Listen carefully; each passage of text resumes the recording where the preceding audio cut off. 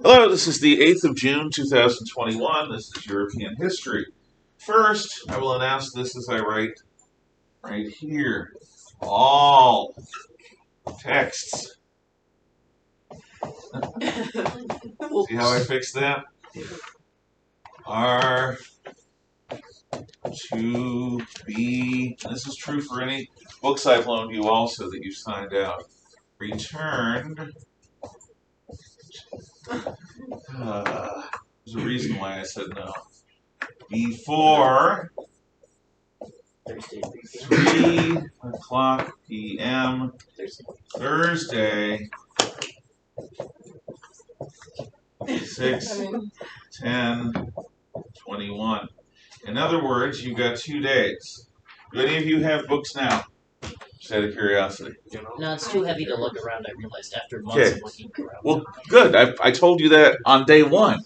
I said put it somewhere and leave it. I'm stubborn. It took me a few months. Okay, that's fine. Yes. Do you want me to take the cover off? Please. And what I will do is I will check it and then have you put it right up here in front. Anyone else? Okay. So, period 1, Kenner, I gotta get a pen. Your book should be number, let's see. And you at home should be thrilled by this. 117. Okay, just bring it on over. I'll look at it and then I'll have you put it right up against the wall with its number facing the class. That looks good. Looks good. Yeah, put it right over there. Okay, this will count as a homework grade for the 4th quarter. So you've already gotten another A+ for that. The rest of you, please get it in. You will either get an A+ for returning it on time, a C for returning it late, that's next week, or maybe a D, or a 0 for not turning it in until after finals. So hopefully you'll all get A's. Okay. Where we were. We had just talked about Ghana and their Messiah, Kwame Nkrumah, and the pattern that it indicated for Sub-Saharan Africa after independence. We now look at Ethiopia. After World War II, Ethiopia is returned to Haile Selassie, the Lion of Judah, the one who the Rastafarians consider to be the Messiah. No joke. However, you're very welcome. In the early 1970s, Haile Selassie is overthrown by a Soviet stooge named Mengistu, and Ethiopia is taken over by a communist dictator. In the 1980s, Mengistu, after an Ogaden war with Somalia, decides that he is going to deal with rebels the good old-fashioned way. There are rebel provinces in Ethiopia that Mengistu simply cuts off from food supplies. Now, the international media, credulous rubes that they are, learn about this and for reasons decide to take an interest, which is something they usually don't do in poor, out-of-the-way countries. So suddenly the news is flooded with little Ethiopian children with distended bellies and bones peeking through and translucent skin and all the other signs of starvation. And of course the cameramen won't throw them a sandwich because they're filming. They might get food afterwards, from the Western film crews, but it's never enough. So in the West, a group of idealistic rock singers, because rock and roll can change the world, come together in Britain and the United States to produce records and concerts for the starving people of Ethiopia. This is a wonderfully generous gesture, and you have all these egos in the room, and at that time rock singers were as close to demigods as we had in our popular culture.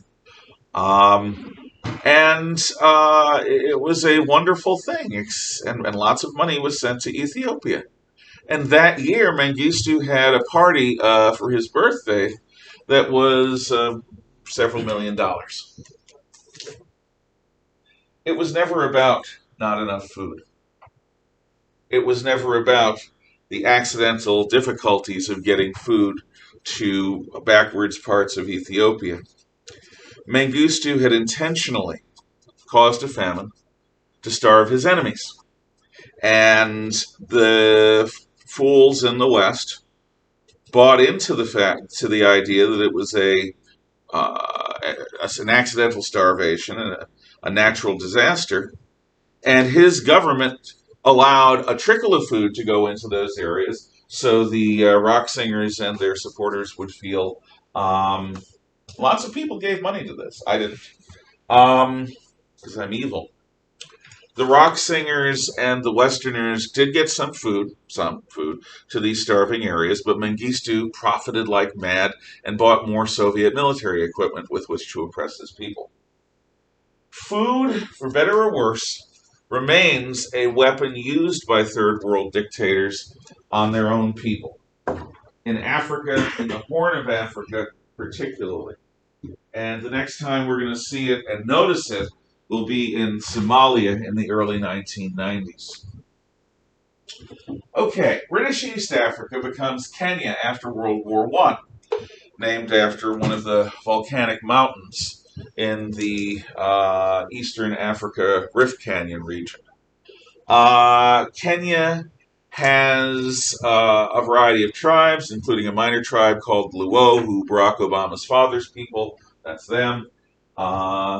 There are the famous Maasai, the warriors and cattle drovers who basically subsist on the blood of their cattle. Maasai will go along and to slake their thirst and ease their hunger. They will slice into very, very gently and very carefully one of the main arteries of one of their cattle as they walk, and they'll take blood out and drink it. Sometimes they'll mix the blood with milk. The Maasai are famous for being warriors and tough guys, but they're pastoralists. The other group are the Kikuyu. And the Kikuyu are farmers. They're Neolithic farmers at the time of contact, and they had some contact with the Swahili coast, and therefore with the Arabs, and they were a bit more developed. Anyway, you've got these tribal divisions, but the British rule from Nairobi in the White Highlands, which is an area of Kenyan uplands that actually, because of the altitude, has a climate that is less than heat-driven hell. Kenya is also the northern part of the Serengeti Plain, the southern parts in Tanzania. In the 1950s, Jomo Kenyatta, who is the head of the Kikuyu Association, is associated with a new form of rebel called the Mau Mau. The Mau Mau are a secret society of Kikuyu who want to drive out the British and take control of Kenya.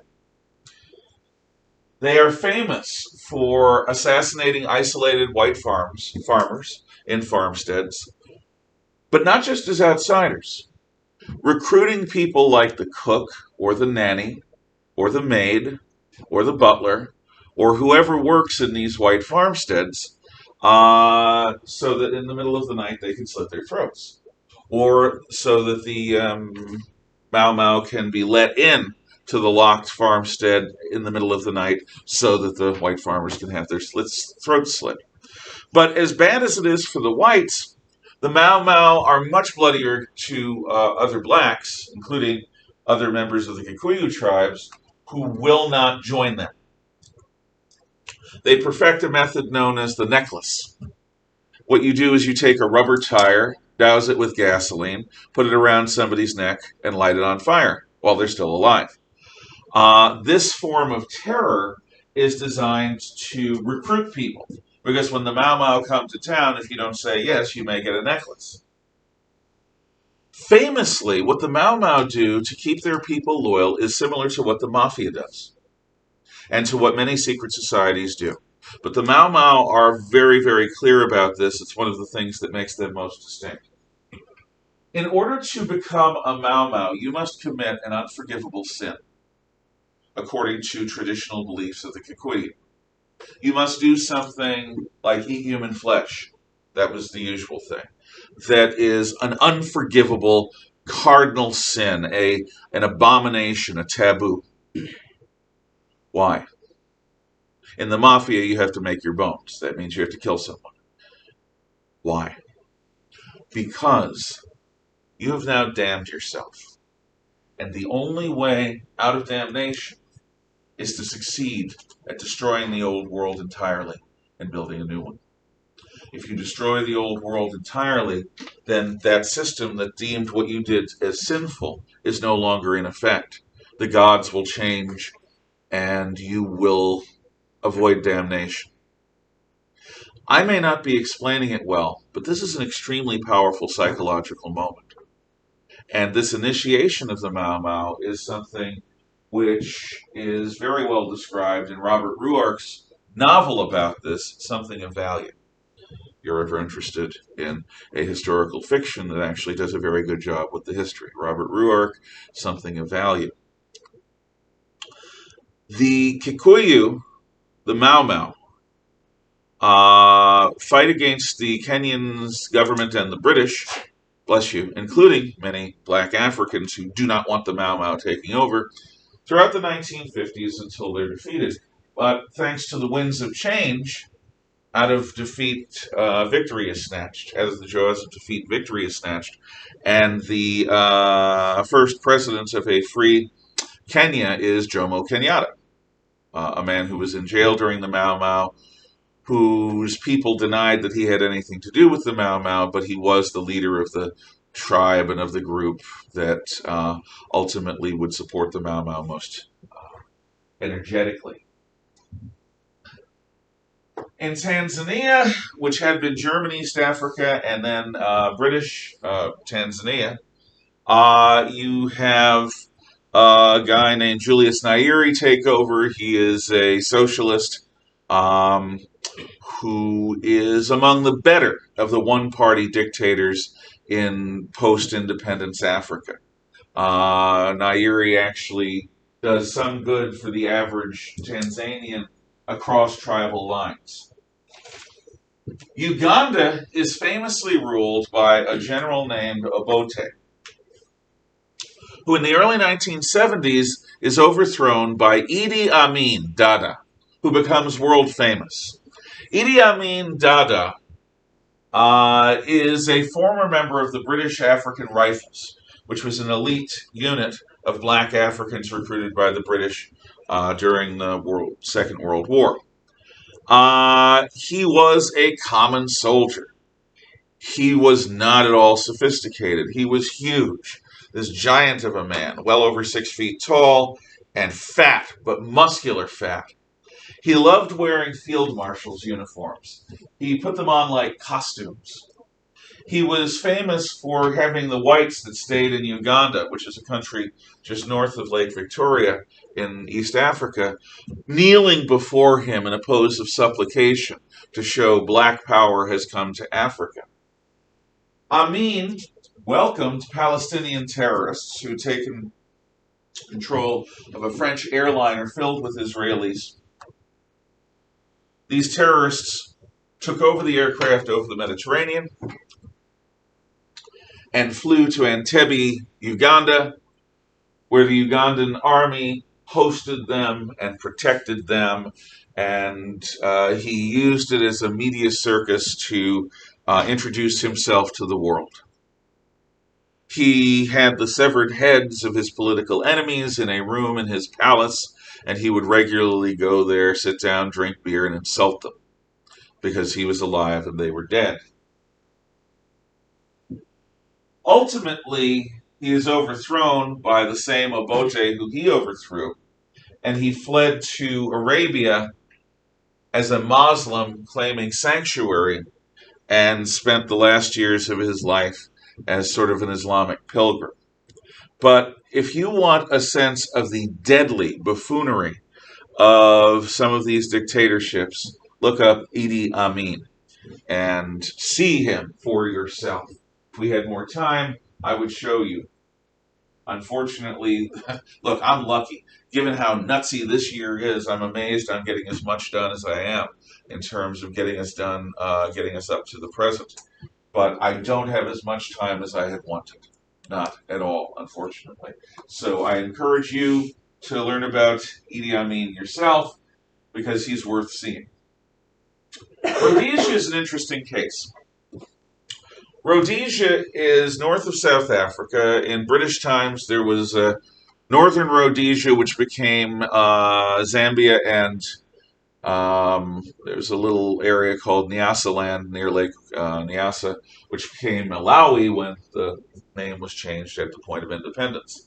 Southern Rhodesia is the British colony that we're talking about. Unlike Kenya, Southern Rhodesia in the late 1800s and early 1900s attract large numbers of white settlers from the British Empire. Oh, one other thing Amin does, like many of these dictators, is he creates racial strife with the Indians who came to Africa. Lots of people from what is today India and Pakistan came to Africa during the time of the British Empire. Some Chinese did as well. And the Black Power movement that Idi Amin led was about appropriating their property and kicking them the heck out of Africa. So he forcibly expelled them to Britain or to India or Pakistan. He literally threw them on planes and sent them away and stole their stuff. And by no means was he the only one. Okay. The Rhodesians are the only larger group of white settlers in Sub-Saharan Africa is in South Africa. The Rhodesians look at what's happening with this winds of change stuff. In Zaire, what is now the Congo, the former Belgian Congo, at independence, there is a mass slaughter of whites. The United Nations has to come in and for a few years try to keep the peace as those whites and other minor tribes, including the Pygmies, are persecuted by the government. Rhodesians were offered independence right after World War I. They chose to stay part of the British Empire. They were also offered the opportunity to join South Africa. They chose to stay an independent colony because the South Africans were dominated by the Boers, the Afrikaners. One of the great what-ifs of African history is, had Rhodesia joined South Africa, would the National Party have won election in 1948? Would apartheid have ever happened? The chances are that no, it would not have, because the Rhodesians were much more pro-Union Party. In any event, because of the relatively large number of whites, over 500,000, in a population of several million blacks, of different tribes, the Matabele and the Mashona, the white Rhodesians do not want independence with African majority rule. They say that there is no way that we can share power with people who have no concept of modern society. What we can do is we can set up a system that will evolve us towards one man, one vote. But to establish one man, one vote in Rhodesia today is tantamount to suicide. Because what is happening, just look anywhere else in Africa, the fragile regimes set up immediately at independence are all overthrown, without exception, and replaced by one-party dictatorships that use force brutally and retributively. We don't want that here. The British government tries pressuring the Rhodesians, and the Rhodesians ultimately, on the 11th of November 1965, make a unilateral declaration of independence, that is UDI. Quoting extensively from Jefferson's Declaration of Independence, which is the only other unilateral declaration of independence in British history, that's ours. The Rhodesians declare independence from the British Commonwealth and that they are an independent country under a constitution that is going to preserve bless you, white minority rule, at least for the time being, until the blacks are educated up to standard. This begins what the Mashona call the Chimurenga, which is the Bush War. The Rhodesians are isolated.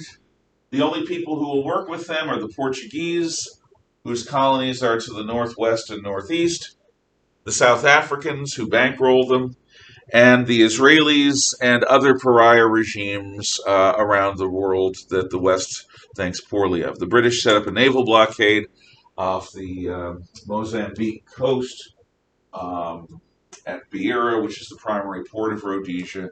And Rhodesia is under international sanctions.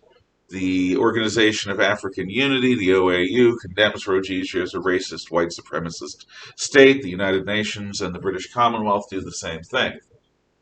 From 1965, UDI, through 1980, the Bush War rages.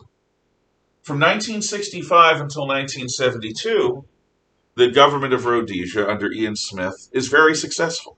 The people of Rhodesia's living standard doesn't decline. The majority of Rhodesia's army and government is black. It is not, in this sense, no matter how much the communists want it to be, a race war. The soldiers that fight for Rhodesia are of many tribes and are of white stock as well, Afrikaans and English. Why would a black fight for Rhodesia? Because the Rhodesians did set up systems whereby power would be shared as more educated blacks appeared.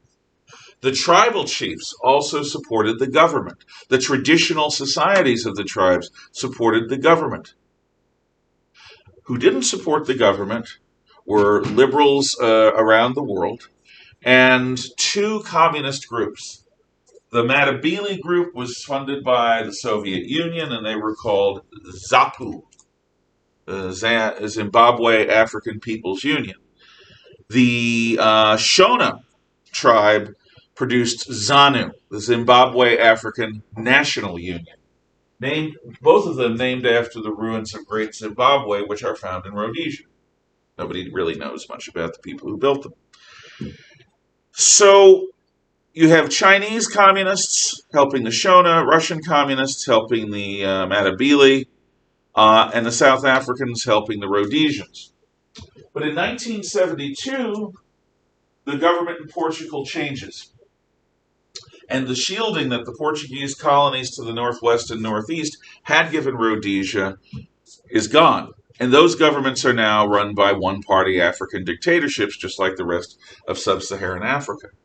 So now Rhodesia, instead of being surrounded by mostly friendly European colonies, is mostly surrounded, except for South Africa, by hostile frontline states who want to overthrow the white regime and who are happy to house terrorists and support them and send them across the border. So from 1972 until 1976, the guerrillas gain in strength. In 1975 or 76, the guerrillas destroy the oil reserves that the Rhodesians had built up painstakingly. And by 1976, there's a new liberal government in the United States, the Carter regime, the Carter presidency or administration, which takes office in 77. And from 1977 through 1980, the whites are losing. They change their government. They appoint a black president. Nothing works. The guerrillas sense victory, and they're planning on conquering white Rhodesia in the early 1980s. In 1979, the conservative Margaret Thatcher government in Britain intervenes and proposes that Rhodesia return to the Commonwealth just long enough to conduct an election. The Rhodesians, who are losing the war at this point, agree. The blacks, both the Chinese-oriented and Russian-oriented communist groups, also agree. And there is an election in 1980 which produces Robert Mugabe's ZANU, Shona-based dictatorship. Now, for the first few years, Mugabe rules in a constitutional way. From 1980 until 1986 or 87, Mugabe is willing to work with the whites. They call themselves the White Tribe of Africa, the Rhodesians, to respect private property rights, to restrain the power of government. But he's not willing to do this with the other tribe that dominates Zimbabwe, which is what it's called now. The Matabele or Ndebele are targeted, and near genocidal attacks happened in 1982, 83, 84, led by an army unit trained by the People's Republic of China's army. And they are vicious. So Mugabe, in the early years, allies himself, oddly enough, with his tribe, bless you, the Shona, and the whites, and attacks the other black tribe, the Matabele. By the late 1980s, he has total power. And at this point, he starts violating property rights and attacking the whites. His policy is one of retribution. What this results in is the mass attacks on anyone stupid enough to stay in Zimbabwe who is white, the appropriation of their property in a very interesting way. Basically, you're doing your thing, and a bunch of pickup trucks arrive with guys with rifles who tell you you've got 15 minutes to pack and leave. If you're still here after that point, we'll arrest you. Your land has been appropriated, returned to the people. Who are the people? Us. So you've got a truly chaotical land appropriation scheme that is very violent, very personal, very nasty. The result of this is an economy where 10 years ago, 500,000 Zimbabwe dollars couldn't buy you a Hershey bar. The Rhodesian economy, which used to be the envy of Central Africa, is still a basket case. Mugabe's government created supermarkets without food, pharmacies without drugs, hospitals without modern equipment, a society of universal poverty, except for him and his cronies, who lived like kings. Every year, Mugabe and his wife would go to New York for the United Nations meetings in September, where the national leaders are all invited to come and speak, and it would be a giant shopping trip. Mrs. Mugabe would famously spend huge amounts of money on clothing, shoes, jewelry. And the members of ZANU-PF, Mugabe's party, would be very sure to get a new SUV every year to add to their fleet. They had all the wealth. Everyday people, not so much. To this day, even a few years after Mugabe was replaced by the Chinese with another dictator, Zimbabwe is not a place that functions. The economy has still yet to recover. There have been people within Zimbabwe trying to bring about democratic change. There's a guy named Morgan Tsvangirai who leads the Movement for Democratic Change, or MDC.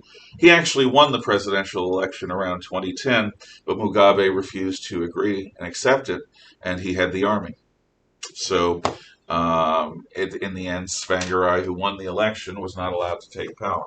Same thing happened in Venezuela under Chinese auspices a couple of years ago. There's a different approach taken in South Africa. We'll talk about that now. You remember that the Dutch arrive in South Africa around 1600. The only people who are in that part of the world are the Bushmen.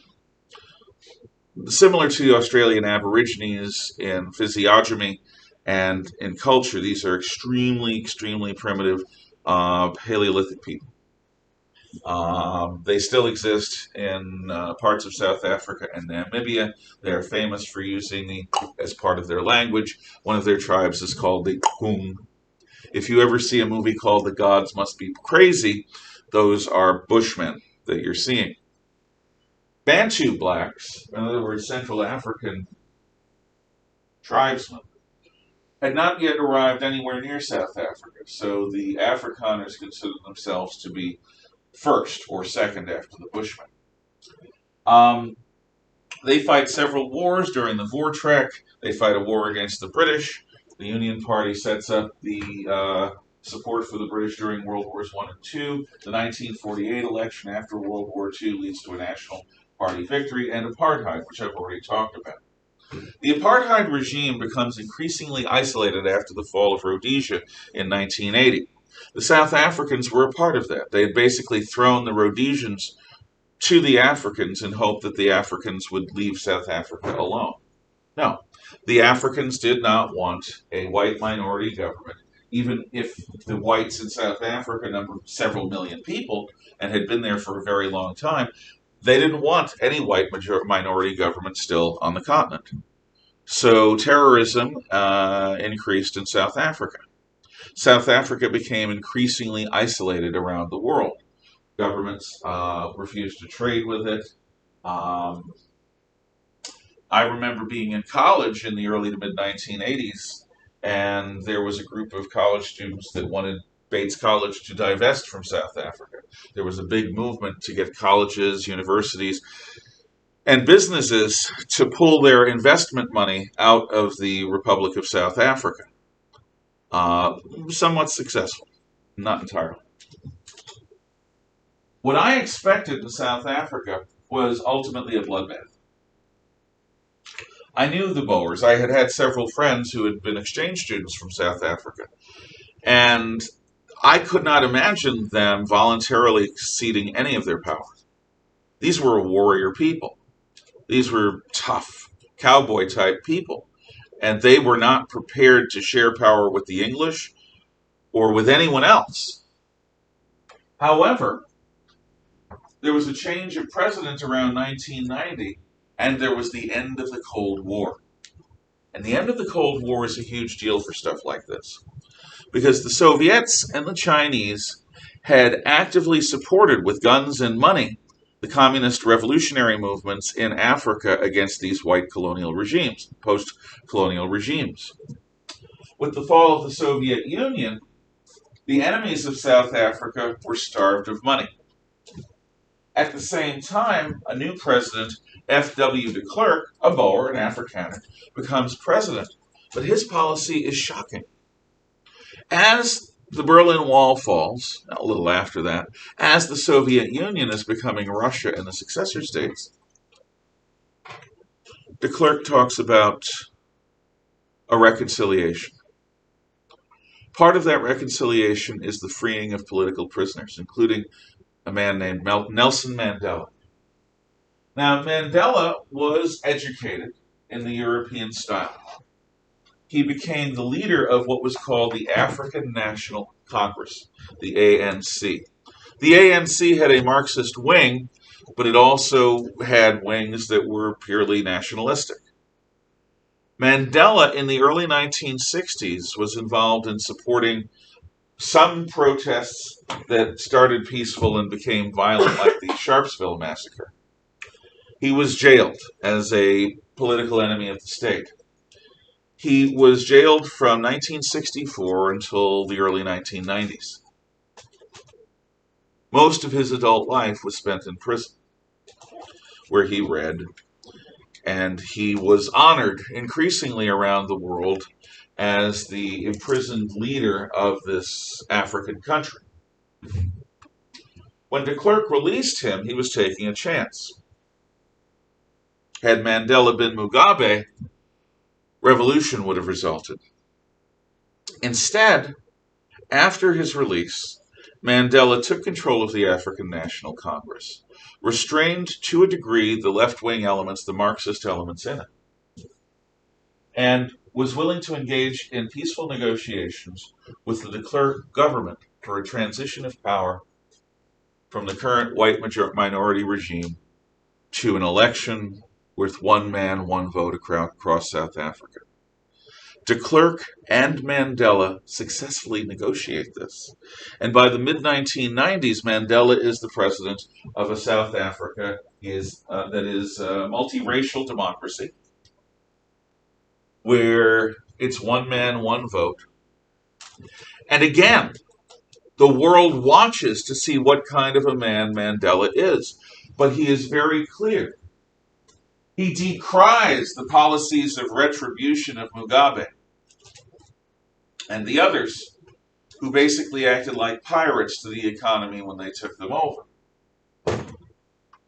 Mandela proposed a policy of reconciliation. This makes all the difference, for 25 years anyway, from the mid-1990s until the mid-2010s. For the rest of Mandela's life, the government of South Africa is black-led, but it respects the constitutional rights of everyone, including the whites. There is a Peace and Reconciliation Commission set up to deal with the war crimes and crimes against humanity that the South African regime had done. But it is much more oriented towards having people admit and apologize for their crimes than it is to try to put them up against walls and shoot them. Mandela's policy is almost incredibly wise, because what he does is something that no black leader in post-independence Sub-Saharan Africa does. He keeps the white population. That means he keeps his skilled middle class. He also builds a skilled middle class of black people of various tribes. Mandela, actually for the rest of his life, achieves the transition that everyone who was behind the idea of independence wanted. Stable, peaceful, prosperous democracies in post-independence Africa. He's the only one that pulls it off. And he pulls it off because he refuses to deal in retribution. Instead, he deals exclusively from a standpoint of reconciliation. And that choice gives everyone confidence. Now, Mandela dies in 2013 or 2014. Unfortunately, his successors are not nearly so wise or so strong. And they have openly talked about appropriating all white property, about not punishing crimes against white people, about deporting the whites back to Europe. Now, many of these are whites that have lived in South Africa, again, longer than the non-Bushmen blacks. If they push these policies, the bloodbath that I had been afraid would happen with the fall of the whites might happen. But it might happen now with the white population oppressed by the blacks in a reversal of roles. Now, some people might think that that would be justice. But you can decide if revolution against racism resulting in a racial genocide of the whites of South Africa is in any way actually just, or if it's just violence, the same kind of racial violence by any other name. Right now, I don't know how things are going to turn out in South Africa. No one does. The government has not fully gone into these policies, these Mugabe-like policies of retribution. However, the constitutional freedoms and property rights and all of the things that made post-independence, post-majority rule South Africa work under Mandela are being ignored or allowed to fall apart. South Africa had been the great success story of Sub-Saharan Africa. And unfortunately, race hatred and tribal politics and the corruption of political officials all threaten to undo that. Today, South Africa is a place I would not encourage you to visit. I don't think it's safe. But that's up to you and your families. Arab-Israeli wars. We've talked a lot about this in the past, so I'm going to do this fairly quickly. The reestablishment of a Jewish homeland after over 17 or 1800 years is a shock to the Arab world. But at the point that it happens, there is nothing particularly distinctive about the Arabs that happen to live in Palestine. They're just Syrians. There's nothing particularly unique about them. In other words, they are not a unique nation in 1918, 1919, 1920. However, the last century and a few years have created a distinct Palestinian nationality. When the British tried putting the Jews into Palestine, they limited numbers in order to avoid an Arab uprising against them that could slaughter the Jews. But they continued to allow Jews to come even in small numbers. This was provocative, and ultimately the Palestinian leader, Haj Amin al-Husseini, the Grand Mufti of Jerusalem, sided with Hitler in World War II, was openly pro-Nazi, and after World War II had problems as a result of that, but not among his own people. His own people remained loyal to him. When the British go hot potato with Palestine, the United Nations has to pick up the potato. In 1947, there is a critical vote in the United Nations. Should Israel be allowed to form itself as an independent nation? Should the state of Israel be allowed to exist? And the United Nations draws up a map of Palestine divided into a Jewish homeland, Israel, and an Arab homeland, Palestine, which is a two-state solution. Israel's borders are convoluted. It's small by modern standards, but it still exists. Oddly enough, both the United States and the Soviet Union vote for the establishment of the State of Israel. It's one of the few things that Stalin's Russia and the United States agree on. In 1948, the British are going to leave, and the two-state solution is going to be established. But Haj Amin al-Husseini and the other Arab leaders say we will drive the Jews into the sea the moment the British leave.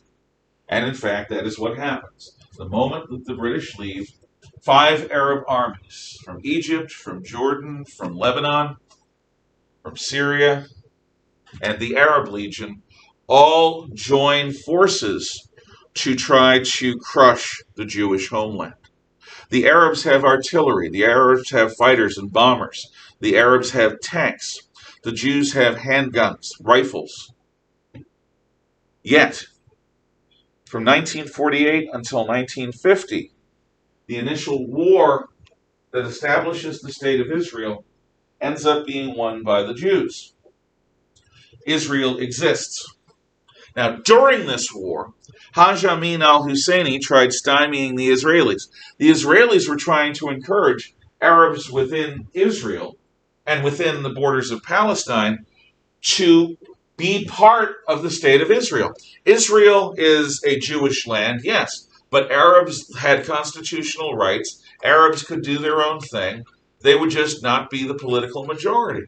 Some Arabs joined with the Jews, and for their troubles were assassinated by the Palestinian hardliners and the other Islamist hardliners that didn't want any Arabs to work with the Jews. Many of them were assassinated by their own people. During this war, Husseini ordered all loyal Palestinians to leave Israel, to leave their property, their homes, their farms, and join with the armies outside and come back to their homes as victors, as triumphant people having driven the Jews into the sea. When this fails, what happens to these millions of Palestinians? Well, there are many on the Arab side who since then have claimed that they have a, quote, right to return, unquote, that they abandoned their lands temporarily. The Israeli position is that during the war, for our existence, you followed your leader and you left your property, and it is now ours. So one of the bones of contention between the Arabs and the Israelis is this so-called right to return. Now let's look at how the Arab world treats the Palestinian Arabs. Do the Palestinian Arabs get citizenship in Jordan, in Syria, in Egypt, in everywhere where they go, in Lebanon? Absolutely not. The Palestinians are viewed as alien trash by the other Arab groups, as a bunch of embittered, angry, prone to terrorist, unstable people. And so the Palestinians are kept by their own Arab Islamic brothers in refugee camps, separated hermetically from the local population, because we don't want the Palestinians to infect them.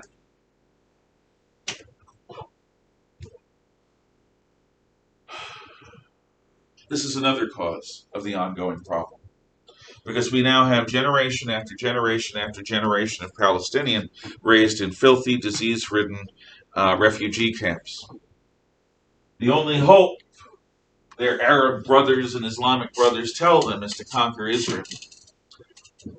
So instead of being willing to have peace on terms that both sides could live with, the average Palestinian is radicalized from birth to hate the Jews, to want to kill them all, or at least kill all of them until they're gone from Palestine. This explains the intransigence. The Jews are a Latter-day Crusader state. The Crusader states lasted about a century, maybe a little more. Sooner or later, the Palestinians calculate our numbers will drive the Jews out.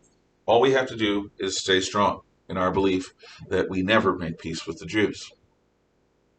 This is why again and again and again, when the Jews have offered land for peace and given land in hopes of peace, the Palestinians have refused to do anything that would make peace with the Jews. In 1956, the Suez Crisis happens. The Israelis, as I told you, were involved with that. They smack around the Egyptian army and go back. But the Egyptian army wants payback.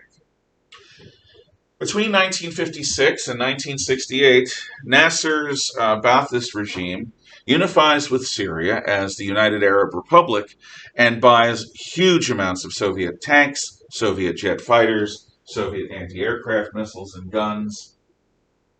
They're getting ready to attack Israel. Israel knows it. So, in June of 1968, the Israelis launch a preventative strike, a preemptive attack. Instead of waiting for the Arabs to come after them, Israel strikes, and in one morning destroys the air forces of all the Arab nations in a series of sneak attack bomb raids. This is followed by Israeli attacks that take over the entire Sinai Peninsula, that take over the Golan Heights, which is a hill country region between the Jewish Galilee and Damascus, Syria, that take over the West Bank of the Jordan, and even take eastern Jerusalem, the Arab part and the old part of the city of Jerusalem. Post-1968, Israel is an empire, stretching from the Suez Canal to within a few miles of Damascus, Syria. It's huge. Israel wins definitively. The Arabs are... All of this buildup was for nothing. All of that equipment they bought, destroyed. Their leadership revealed to be incompetent. The United Nations stops the war after 6 days. But Israel is secure. A new leader takes over Egypt, Anwar Sadat, with the death of Nasser. Sadat quickly and quietly buys a bunch of new weapons from the Soviet Union. The Egyptian army is the strongest Arab army. Egypt can defeat Israel. If any Arab army can, Egypt's army is the key. In 1973, he sneaks hundreds of thousands of Egyptian soldiers to the western shore of the Suez Canal, shipping them in, seeming to ship them out, but not really, and the Israelis don't know it. The High Holy Day of Atonement, Yom Kippur, is chosen as the day of attack because the Israelis let so many of their people go home on leave. The Israelis had built up the Bar Lev line, a defensive line on the eastern shore of the Suez Canal composed of a berm, which is a big earthenwork rampart. I think what we're going to do is leave this at the beginning of the Yom Kippur War, and we will continue tomorrow. My goal for what it's worth, is to finish the Third World and also to talk about the rise of postmodernism and the unification of Europe and Europe's position today. My expectation is to teach all the way through the end of class on Thursday. On the day of finals, you will then have a unit exam and your final. The unit exam will be unit exam 4D on on the Cold War, everything after World War II, everything we've covered over the last few weeks. And the final will be 80% second semester, maybe 20% first semester. Study the exams, study the quizzes, study the homework. I don't plan on giving you a study guide. My expectation is that you'll be able to do both the unit exam and your final with time to correct them both before you leave. So you should be able to not only know your grade, but actually improve your grade on your unit exam, not your final. That's a final grade. Before you leave next week. Any questions? Okay, please bring your book next time. Have a good day.